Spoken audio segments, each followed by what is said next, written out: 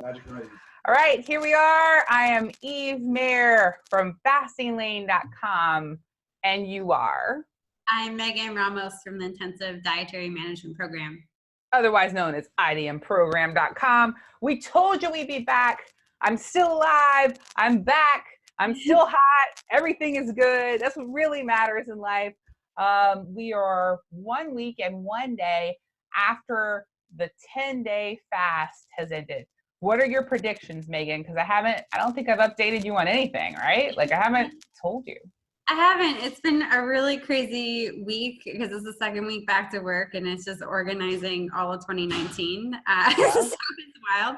I did see one post that you did early on, but I have had no updates since that. All right. So yes. I do know that you're digesting well, I think, still. You had no issues breaking your fast. That's something that I got, but I don't know if that's maintained, if you've had any issues. I did see that your weight went up about half of what was expected, but I imagine that you're going to do 16-8, which means 2 meals a day. So I imagine your weight hopefully is not up more than 1 or 2 pounds from what it was at the end of the fast and has maintained through, because we do gain back some of the weight from dehydration. So we do gain back some water weight once we start eating again. So let me know, fill me in. All right. So as I told all of you, I am not a very good at fasting, as you all saw through the process. I am actually pretty darn good at eating, but I will admit there was 1 day this week that may skew some of these records. There was 1 day this week that I was at a business meeting all day, and all that was available were carbs, and I gave in to the evil carbs and I ate them. So that happened. So that could influence us. So I am when we ended the fast, I was at 184, and now I'm at 186 and a half. Okay. So 2.5 pounds up from when I ended the fast. So for those of you that have asked me, how much did I lose? I lost 9.5 pounds. I gained 2.5 back. So from the 10-day fast total, we're down 7 pounds, which I feel fantastic about. I have, since the fast, felt very hungry. I'm not sure it's because of the fast ending. I'm sure that was like the first day, but I also started doing CrossFit 3 times a week. And I feel like on the days I do CrossFit, I want to eat everything, like just everything. I have a friend who inspired me to do CrossFit, Lisa, and she's been doing it for 6-7 years. And I asked her if when she first started, if she got really hungry, and she said, yeah, she did. And after a while, it became less. I'm used to lifting weights, but I'm not used to doing any cardio. And when I do CrossFit, I just feel really hungry. I'm not eating bad foods for this. So since the fast ended, every day I have done 16-8. 1 day I had a snack of carbs and a lunch of carbs and sugar, and it was a bad situation. Every other day this week and 1 day I have eaten cheese, meat, vegetables, berries, pickles, like the way I typically eat, right? And I feel like after I finish a 10-day fast, to me, food tastes better. I appreciate it more because I was in this period of I couldn't have the food, and now I can have the food, and I just find I enjoy it more. Absence makes the heart grow fonder. Yeah, absolutely, right? And I'm like, I get to eat again. This is amazing. Like, I feel so lucky. Whereas before, at the 16-8, I'm like, oh, I gotta wait till noon to eat. You know, I had thought 2 of the days this week I would do a 24, which would be something pretty typical, and I haven't been able to do it. I've been too hungry. However, my clothes and how everything fits is I'm not gonna lie, pretty damn hot, Megan. Pretty damn hot. Everything feels really good. I think that's a combination of eating the right stuff. You know, I think I typically achieve eating low carb 85% of the time. And then about 15% of the time, like, you know, when I had the meeting this week or when holidays come, I choose not to.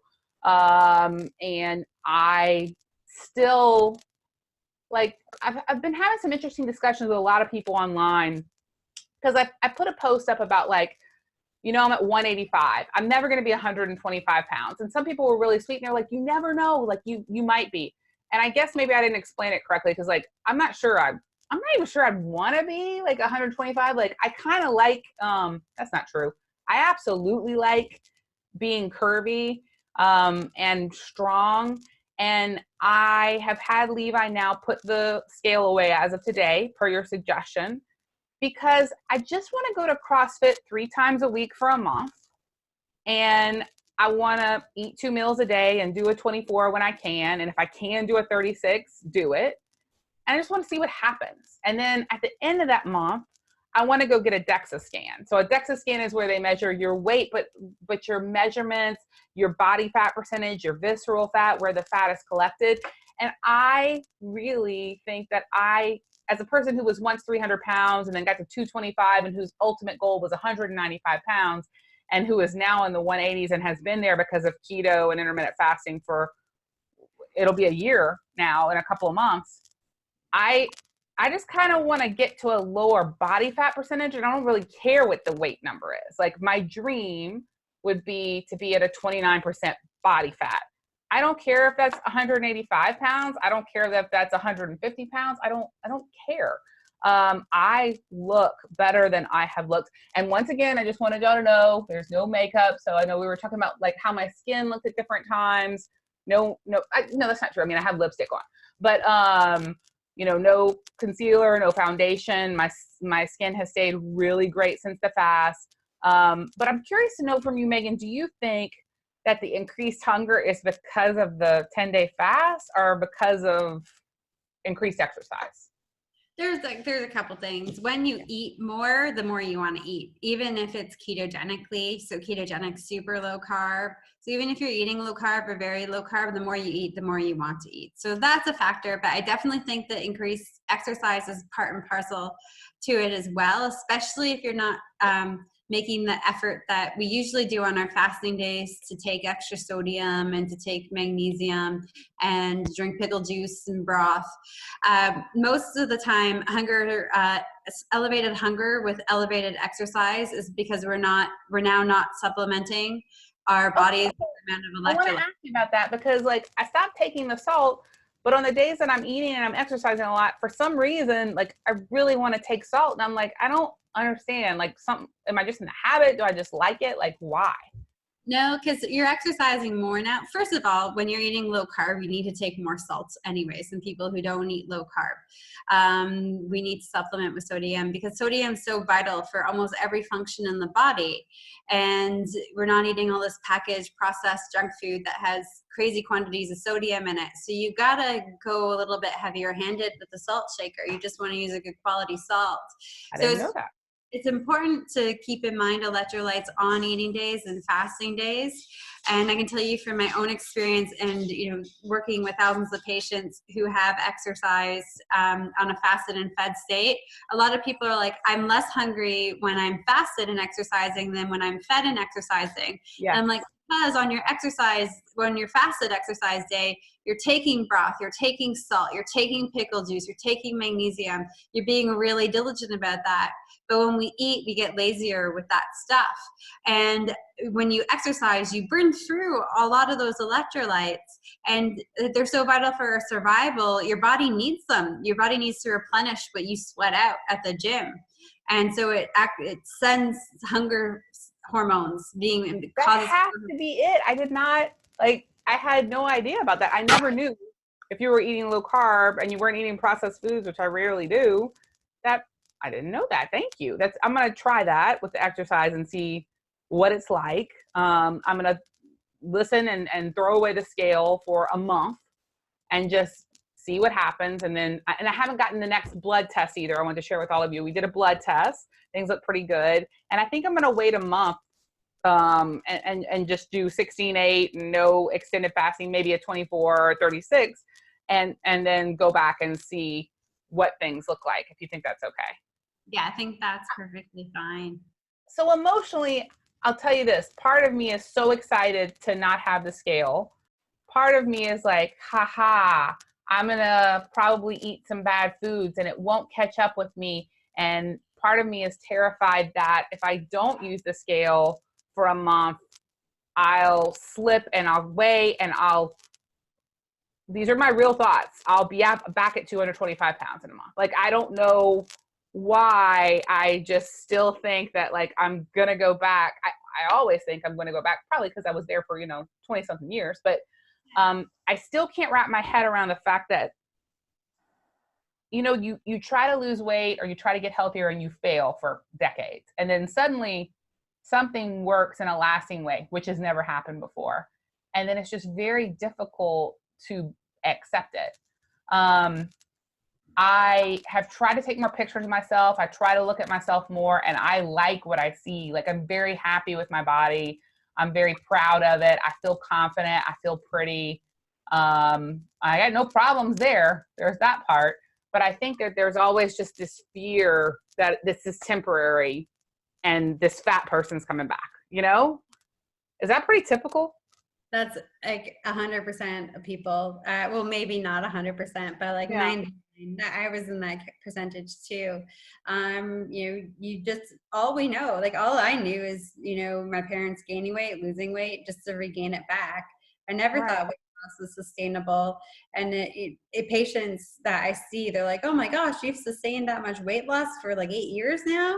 Yeah, like I've found like I'm a unicorn, I'm a rare being. But most people struggle with that so much. I have a lot of patients who break down when they hit their goals, like just full breakdowns because they're just so scared of going back and just regaining it all. Like they finally, after years, have hit what they want to hit and achieve their weight loss goals. And it can be almost devastating, the fear that comes along with it.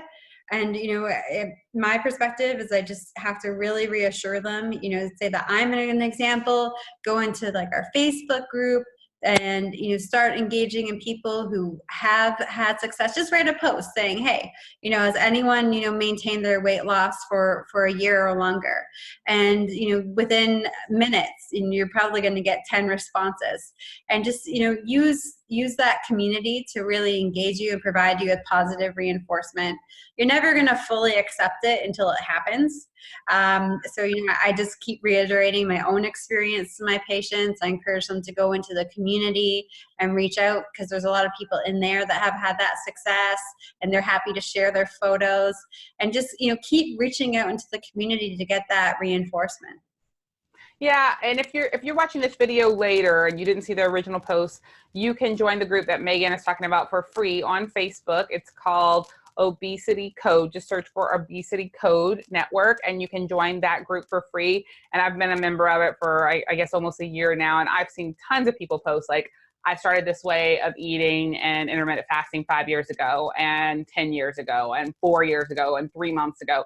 And just people who have continued their weight loss.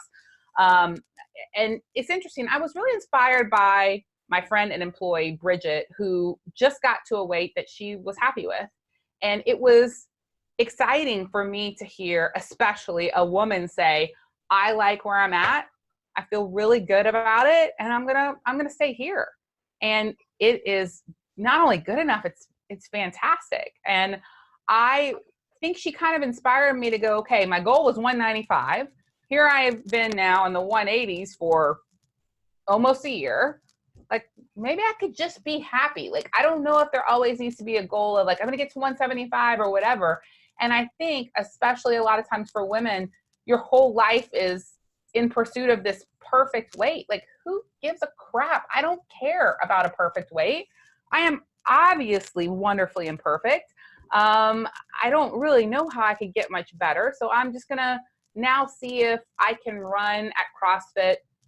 I've gotten all the way around the block once. Maybe I can do a block and a half without stopping walking. And I'm going to see if I can lift more. And I'm going to see if last year I only got sick once in a year. Maybe I can get sick once in a year and a half. And if I lose some more weight, cool. But I'm freaking gorgeous. So I just think that I want to live in that space and hope that other people, wherever they are, whatever goal they're going to, or just like taking a look in the mirror at their, maybe if they're lucky enough, 2 eyes that can see and 2 legs that can walk and 2 ears that can hear and feel grateful.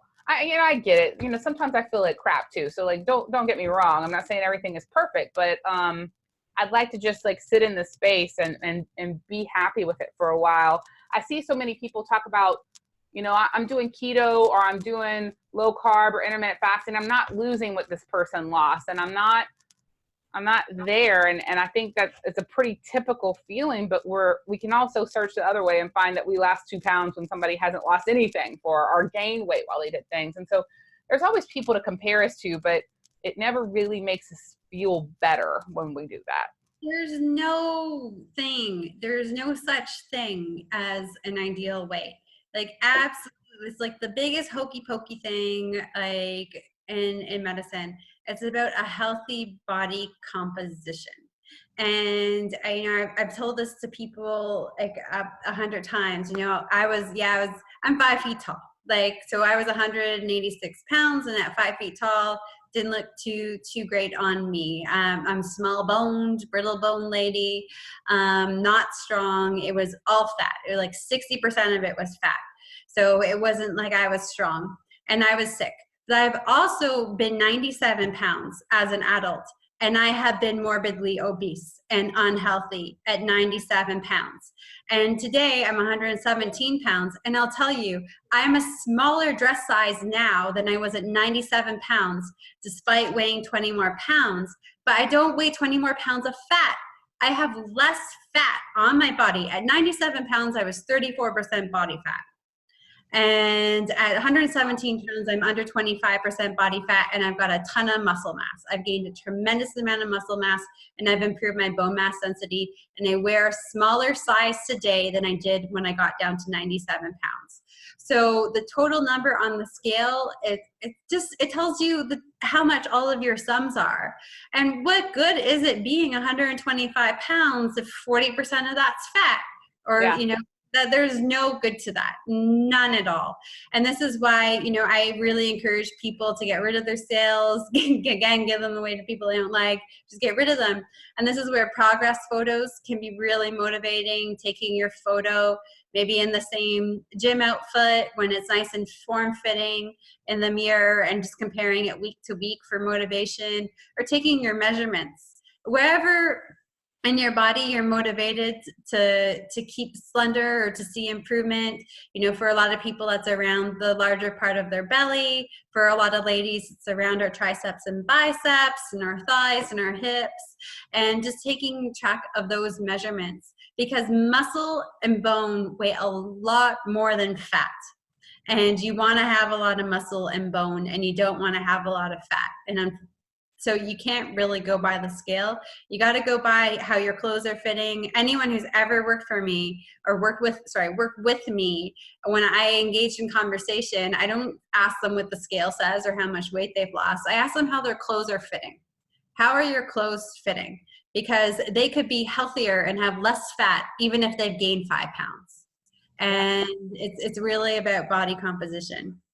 Well, I tell you, I think it's nice to set a goal for yourself around an event. If you have one coming up where you just want to look like you're going to a wedding, or you're going to a graduation, you're going to a party. My event that started some of this last year for me was in January of last year. I started eating low carb because in February I was going to go with my friend to New Orleans, and I'm from Louisiana, and I was going to march in a Mardi Gras parade called Crew of Chewbacca's as Wonder Woman, right? And I was going to have kind of a revealing outfit. Now I got away with some of it by having a cape, which was pretty smart.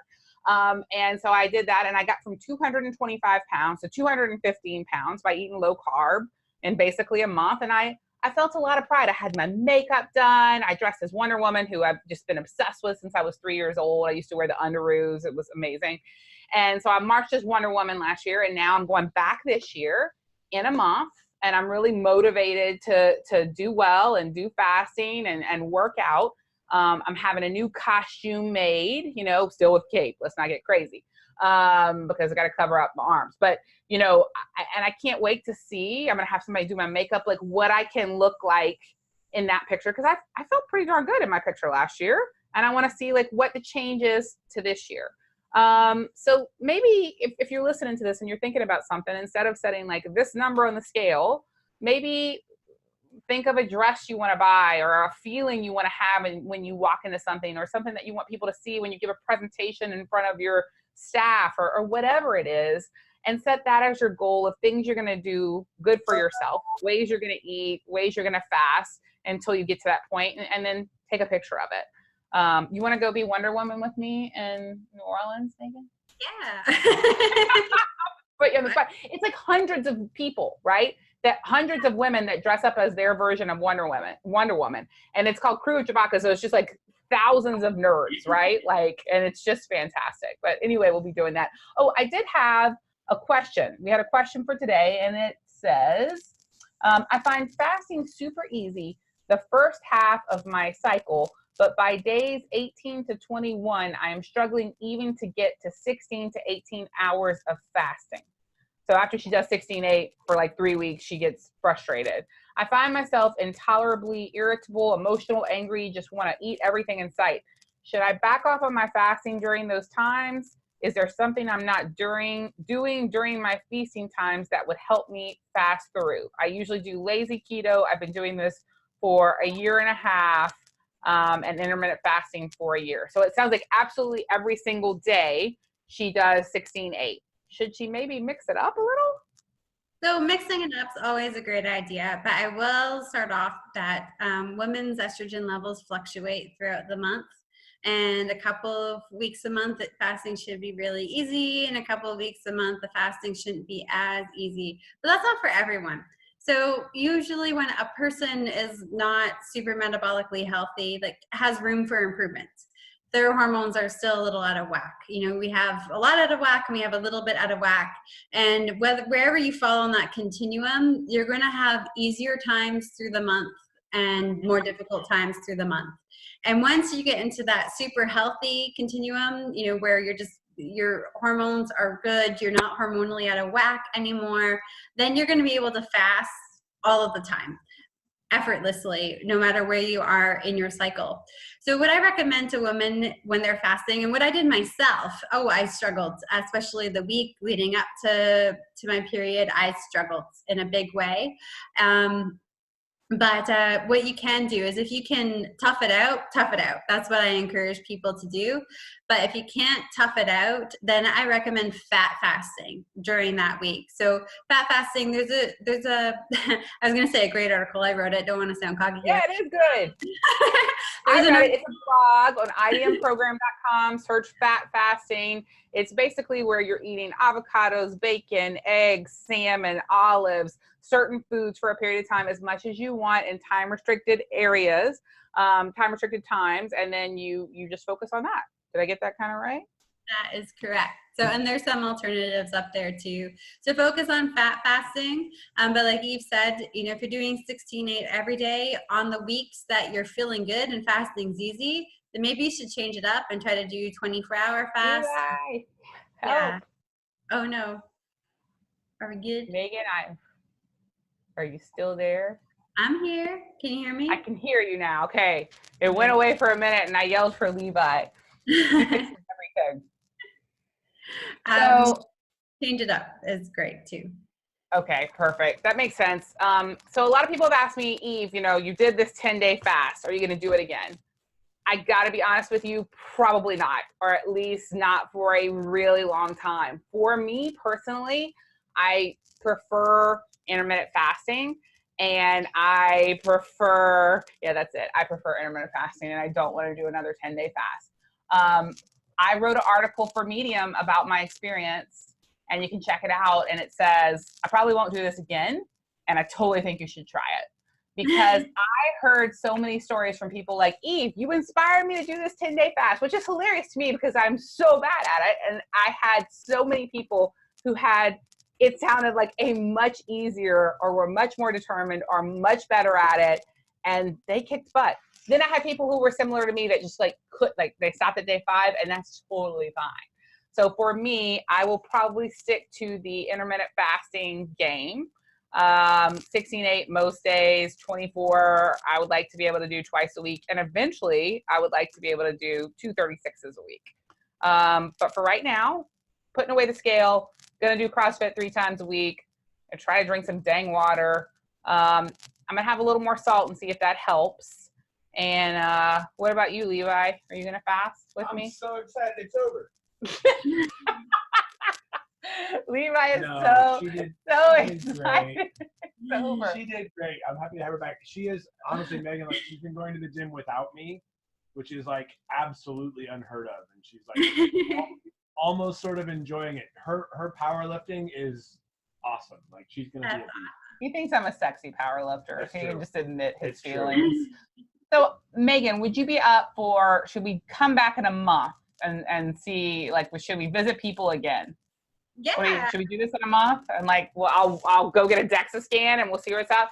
And I'm going to tell, I didn't even ask Megan if I could do this, but I'm just going to tell people a secret that it's possible that Megan and I and Dr. Fung are writing a book together about fasting, emotional effects of it, lifestyle, all the things you really might want to hear and steps that can make that whole process better. It's possible, right, Megan? It's possible that's happening. I think it's going to be a great book that's just so needed out there for the support for everybody going through this. And I'm excited. You've done a lot of writing. I've really sort of kicked it up in 2019 so far. So hopefully we'll get that sooner than later. Yes. So we're working on that. We hear your questions. We hear your thoughts. Thank you so much for being part of this. We will come back in a month. We will set up an event in a month. If you haven't checked all the videos out, you can do it at fasting.fyi/TEN. That's fasting.fyi/TEN, where I talk about my 10-day fast and today how I'm so happy it's over and that's how I got so crazy hot. And Megan answers every question known to man. You can check out Megan at idmprogram.com, and you can sign up for their newsletter, which they send out every week with tons of free information. Megan, anything else that I missed that we should say, that we should leave our viewers with? They're very sad that we're going away. Well, we'll be back. And we're always around. Yeah, we're here. Yeah, and don't forget your electrolytes on your feasting days, guys. That's important. All right. Today. Thank you. Have a fabulous day. Bye, you too. Bye, everyone. Bye. Happy fasting. Bye.